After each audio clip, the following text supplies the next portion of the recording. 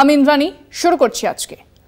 সবাই আগ্রহ নিয়ে বসেছিলেন বৃহস্পতিবারে 26,000 চাকরি, যোগ্য শিক্ষকদের চাকরি যেন না যায়, স্কুলের পঠন পাঠন বন্ধ হয়ে যাবে, সুপ্রিম কোর্ট কোন রায় দেয় তার জন্য আগ্রহ নিয়ে বসেছিলেন বহু মানুষ। শুধু কি আগ্রহ, অনেকে মানত করেছিলেন চাকরিটা থাকলে সত্যনারায়ণের সিন্নি দেবেন, অনেকে দরগায় মানত করেছিলেন। স্বাভাবিক কারণেই রাজ্যের প্রশাসন উৎকণ্ঠা নিয়ে বসেছিলেন।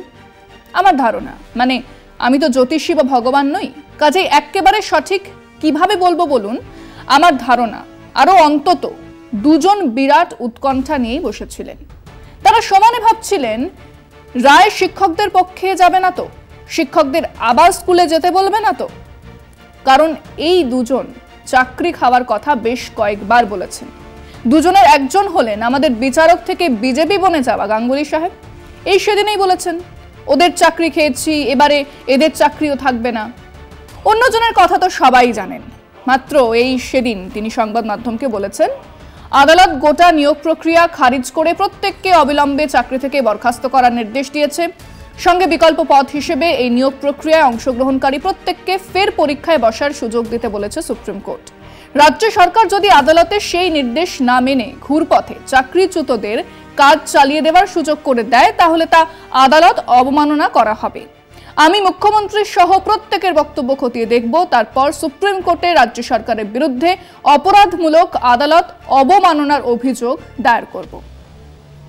মানে ঘুরপথে যদি চাকরি পেয়ে যায় তাহলে সেই চাকরি কেড়ে নেবার জন্য মামলা করবেন আমাদের উকিল বিকাশ রঞ্জন ভট্টাচার্য। সেটাই বিষয় আজকে। মাননীয় বিকাশ বাবু, মামলা করুন, চাকরি আটকান।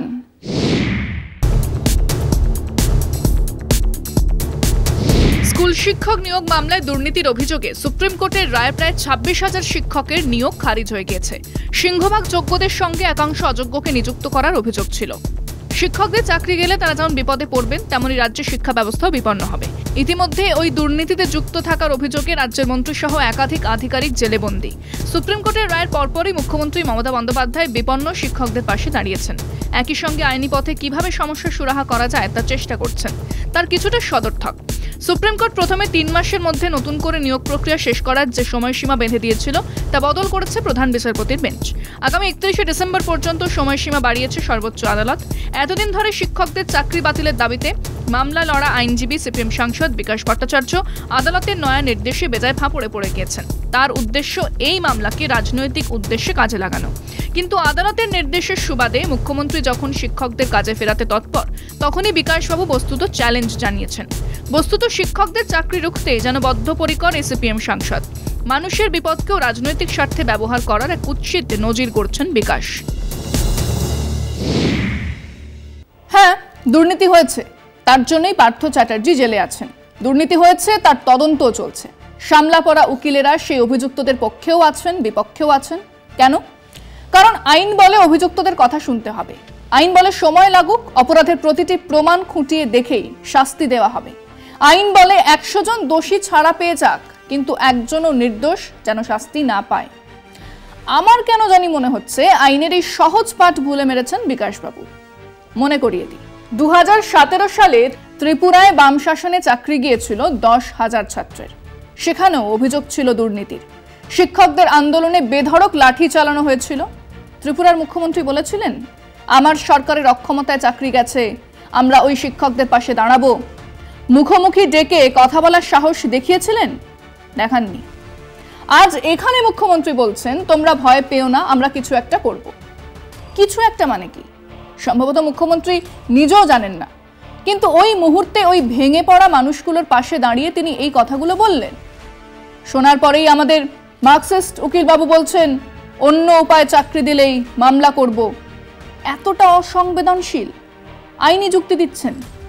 এই আপনি, হ্যাঁ আপনিই বলেছিলেন সিঙ্গুরের জমি কোনোভাবেই ফেরত দেওয়া যায় না। আদালতের রায় তা আবার রাজ্য সরকারের কাছেই এসেছে। এবারও হবে, কারণ মুখ্যমন্ত্রী আন্তরিকভাবে চেষ্টা করছেন। শিক্ষকদের একটা বড় অংশ সেটা জানেন, বোঝেন। আপনি তখনও আবার মামলা করে চাকরি খাওয়ার চেষ্টা করবেন। আর মিলে সুর মেরা তুমহারা হামারা, আপনার সঙ্গে সুর বারবার মিলে যাবে বিচারপতি গাঙ্গুলির। হোক না তিনি বিজেপি আর আপনি বাম, আদতে আপনাদের দুজনের আসল শত্রু তো ওই মমতা বন্দ্যোপাধ্যায়, সেটা আমরা জানি। আমরা আমাদের দর্শকদের জিজ্ঞেস করেছিলাম, অভিজিৎ গাঙ্গুলি প্রাক্তন বিচারক, এখন বিজেপি সাংসদ, প্রকাশ্যেই শিক্ষকদের চাকরি খাওয়ার কথা বলছেন। বিকাশ ভট্টাচার্য সিপিএম সাংসদ জানিয়ে দিয়েছেন, ঘুরপথেও যদি শিক্ষকদের চাকরি দেওয়া হয় তাহলে তিনি মামলা করবেন।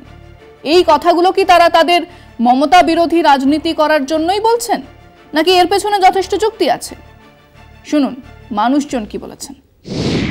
বিরোধীরা বিরোধী কথাবার্তা বলবে, এটা আমাদের সবাই জানি, কারণ ওরা আমাদের বিপক্ষের লোক, বিপক্ষ কথা বলবেই। আমাদের এই পশ্চিমবঙ্গের শিক্ষা ব্যবস্থাটাকে নষ্ট করা যায় তার চক্রান্ত করে যাচ্ছে, এবং এই চক্রান্তের মূল কারিগর হচ্ছে বিকাশবাবু এবং অভিজিৎ গাঙ্গুলি। মানুষের জন্য দুটো ব্যক্তি লড়ছে, মানুষকে যাতে করে এরা দুর্নীতির বিরুদ্ধে লড়তে পারে সেই আহ্বান দিচ্ছে। দুই ব্যক্তি খুব বড় ধরনের মানুষ। সমস্ত শিক্ষক যারা হবেন তারা সবসময় 1 নম্বরই হবেন, কখনোই 2 নম্বর হবেন না। সত্যিকারে তো এটা হয়েছে, আসলে তো আমরা কিছু ডকুমেন্ট তো পেলাম না যে এরা সত্যিকারের যোগ্য কি অযোগ্য, আমরা তো আর জানি না, ওরা বলছে। তো কাজেই সেক্ষেত্রে দুর্নীতিটা তো আরও হাইলাইটেড করার সুবিধে পেয়ে যাচ্ছে বিরোধীরা। বিরাট অংশের মানুষকে, নিরীহ মানুষকে এরা বিপদে ফেলার চেষ্টা করছে নিজের রাজনীতিতে নিজের দিকে প্রতিষ্ঠিত করার জন্য। এই সমস্ত লোক যদি রাজনীতিতে থাকে তাহলে এরা আমাদের দেশের পক্ষে ভয়ঙ্কর এবং আমাদের সমাজের পক্ষে ভয়ঙ্কর। অবিলম্বে এদের সকলকে বয়কট করা উচিত।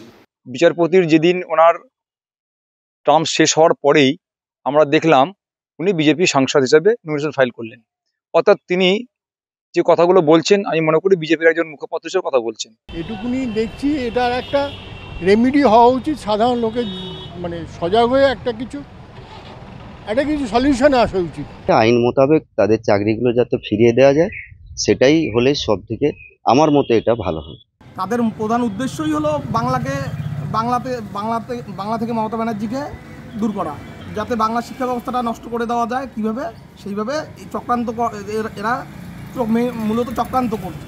কিছু হয়তো ধরুন 100 কাজ করলে 2-1টা ভুল হতে পারে, সেটা আবার উনি শুধরে নিচ্ছেন, ও অসুবিধা নেই, ঠিক করে দেবেন আগামী দিনে মমতা ব্যানার্জি আছেন মাথার উপরে। এখন আবার বলছেন সরকারের যদি সদিচ্ছা থাকে আমাদের চাকরিটা ফেরত পাঠিয়ে দেবে, সেখানেও উনি বাধা সাধছেন। বিরোধিতা করার জন্য এই দুজনে একই লেভেলটা দেখলাম, তো অন্য কিছু চাকরি তো দিতে পারে না, অথচ খেয়ে নিচ্ছে এতগুলো। এরা বাংলার শিক্ষা ব্যবস্থাকে পঙ্গু করতে চাইছেন, বাংলায় অরাজকতা তৈরি করতে চাইছেন। যে আইনি দিক থেকে সব কিছু ব্যবস্থা করে আমার এই যোগ্য শিক্ষক পদটাকে যেন আমি তাড়াতাড়ি ফিরে পেতে পাই, এটাই। রাজনীতি আছে, যুক্তিসঙ্গত কথাটা ঠিক নয়। রাজনীতির দিক থেকেই এটা হচ্ছে, রাজনীতি বলতে পারে। এরা মানুষের কথা ভাবে না, শুধুমাত্র রাজনীতি করার উদ্দেশ্যে, একটাই এদের উদ্দেশ্য, শুধু রাজনীতি করা, বিরোধী করা এবং মানুষকে ভুল প্রতিপন্ন করা। আচ্ছা, মেনে নিলাম তৃণমূল চোর, তৃণমূল অপদার্থ, গত 14 বছরে শিক্ষা ব্যবস্থা সারে সর্বনাশ করে ছেড়েছে। চাকরির পরীক্ষাগুলোতে ব্যাপক দুর্নীতি, সমাজ জীবনে সর্বত্র দুর্নীতি, যার ফলে আরজিকরের মতো ঘটনা ঘটেছে। লাগাতার অপশাসন প্রত্যক্ষ করেছে রাজ্যবাসী। তার সত্ত্বেও তারা ভোট পাচ্ছে কেন? বামপন্থীরা পাচ্ছেন না কেন? কোনো আত্মসমীক্ষা আছে? কোনো রিভিউ?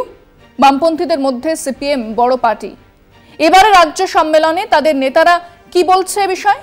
নির্বাচিত অংশ প্রকাশিত হবে কি? মানুষ বিপদে পড়ে কেন?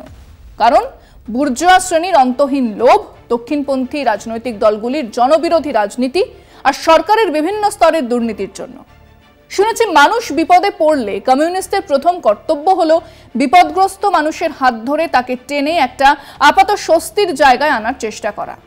আপাত হলো বিপদ থেকে বাঁচানো, এরকমটা বাবা কাকাদের কাছ থেকে শুনেছি।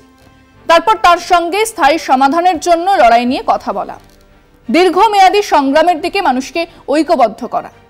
কিন্তু মানুষের দুঃখে যার চোখ ভেজে না, হৃদয় দুমড়ে যায় না, সে কমিউনিস্ট নয়। মানুষের বিপদকে যে নিজের রাজনৈতিক স্বার্থের হাতিয়ার ভাবে, সে কমিউনিস্ট নয়। জনগণের স্বার্থই পার্টির স্বার্থ।